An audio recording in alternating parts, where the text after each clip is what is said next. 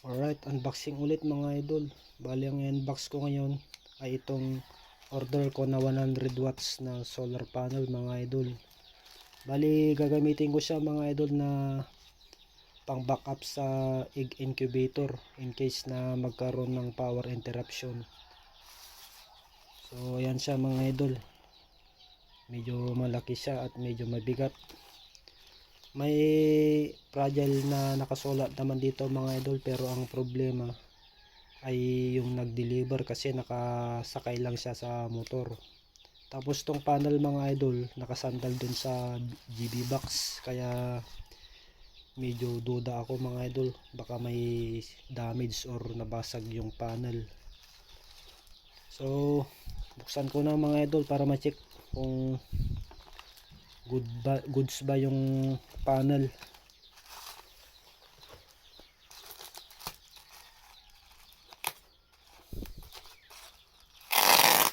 Sana walang damage. Abala rin kasi mga idol ng mag-refund.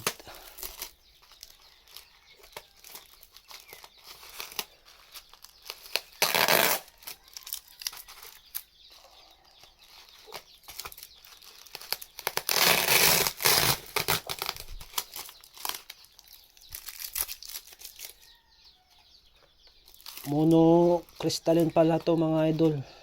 Mono crystalline na solar panel.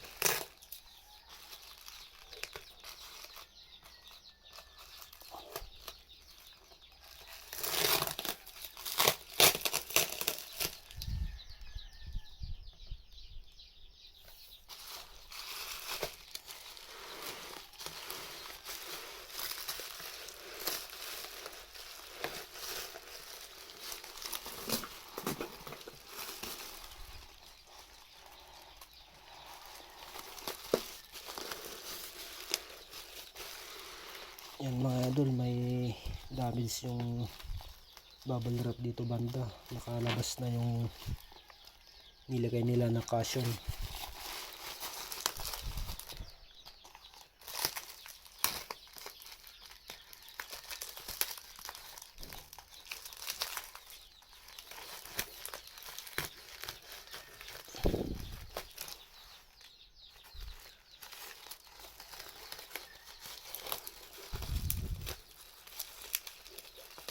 Palapit na kasi yung summer mga idol, kaya mapapadalas ulit ang power interruption. Kaya mas maganda pag may pang backup. Kasi mga idol, masisira yung mga itlog na pinapahatch ko kapag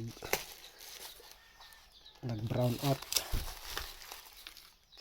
Posibleng mamatay yung embryo mga idol kapag nagtagal yung power interruption. Kaya mas maigi pag may backup.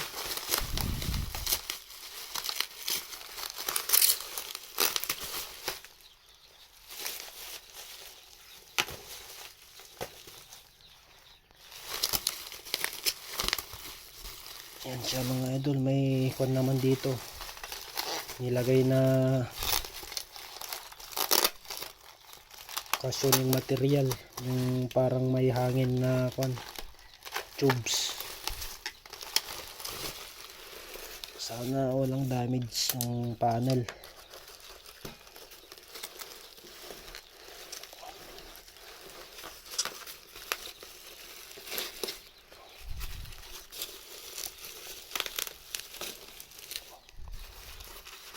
Bali Jinko pala yung brand nito mga idol, pero based sa mga reviews, hindi daw ito legit na Jinko na panel.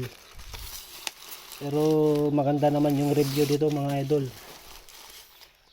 kahit hindi siya legit na Jinko na panel. Kaya ito na lang yung kinuha ko mga idol, kasi ito yung pasok sa budget.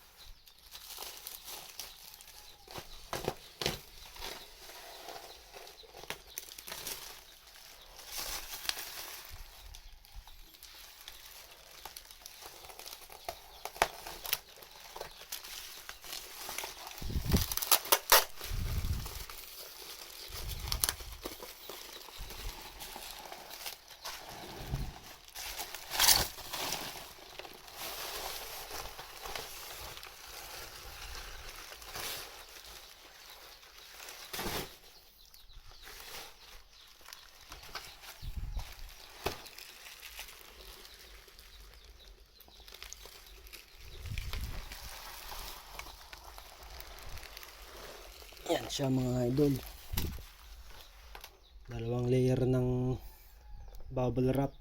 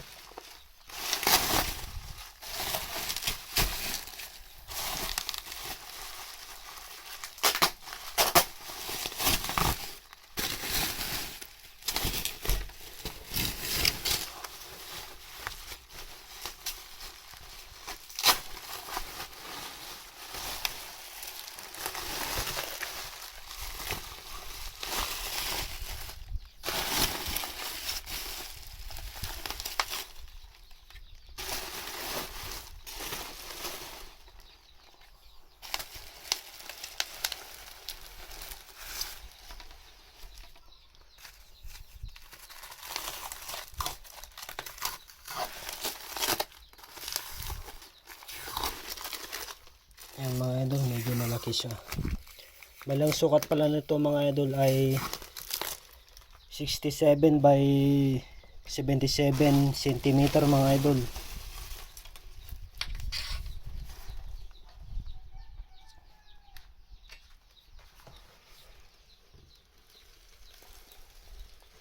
Yan siya mga idol.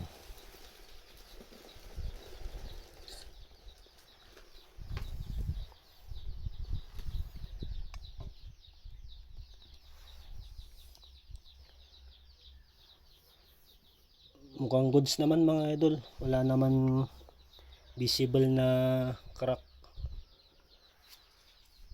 Yan, mukhang intact naman yung frame nya. Wala namang yupi.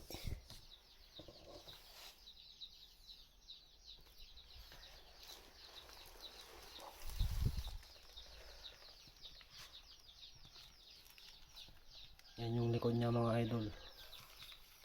Tapos to yung cable nya na may MC4 na connector.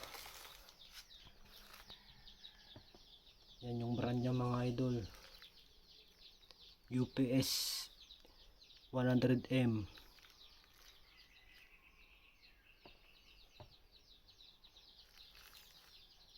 Ito naman yung sa junction nya mga idol, junction box nya. Yan.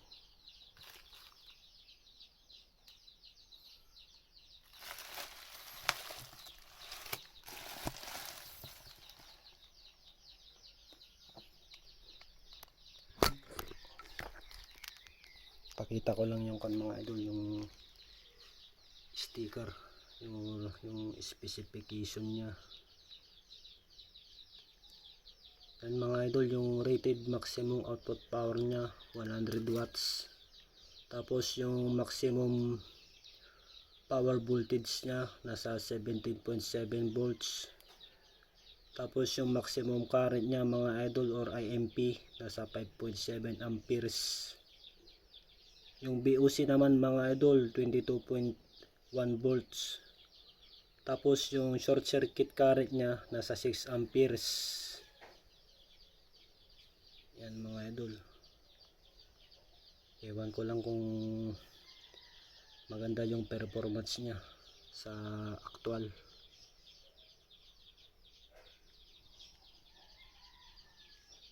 May QR code dito mga idol, pero ewan ko lang kung legit yan. Yan mga idol. So hanggang dito muna mga idol. Yan. Kapag nagka-time, test natin yung actual na voltage niya, or try natin i-set up kapag dumating na yung battery na order ko mga idol. Yan. Alright.